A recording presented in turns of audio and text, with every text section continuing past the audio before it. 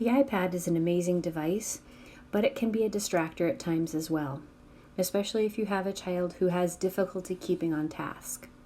We have Apple Classroom, and videos have been sent out about that, where you have the ability to see what the students are doing, lock them in an app, and so forth.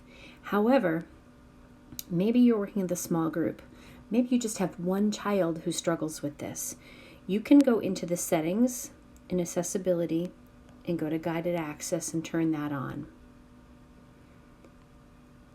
And you can set a passcode for it. So let's do that. Make it all zeros just for me. I wouldn't do that for you. I would make it something a little more difficult.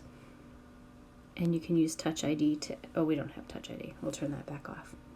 So what that means is guided access will keep the iPad in a single app. So while Apple Classroom will do that, maybe your whole class doesn't need this feature, but maybe you have one student working at a station and you need to lock them in an app.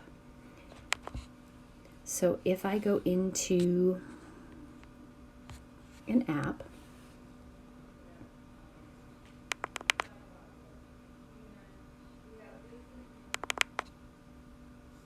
and I tap the home screen 3 times, home button, excuse me, and say start.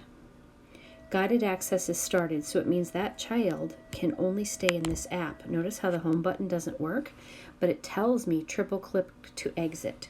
So students working in a station, they're working in one individual app. It's time for them to be finished with that station. 3 taps of the home button. It wants that passcode you set, which only you know, and you can end guided access. So again, this is one way to meet a specific need. So if you have a child who cannot stay focused on one app, they're very distracted and they tend to flip around, that can help them. What is still very valuable to teach is the importance of staying on task and staying focused. You would not want to do this for a classroom full of 25 kids. If that's your issue, use Apple Classroom. But this is great for helping the struggling student who just cannot stay in one app.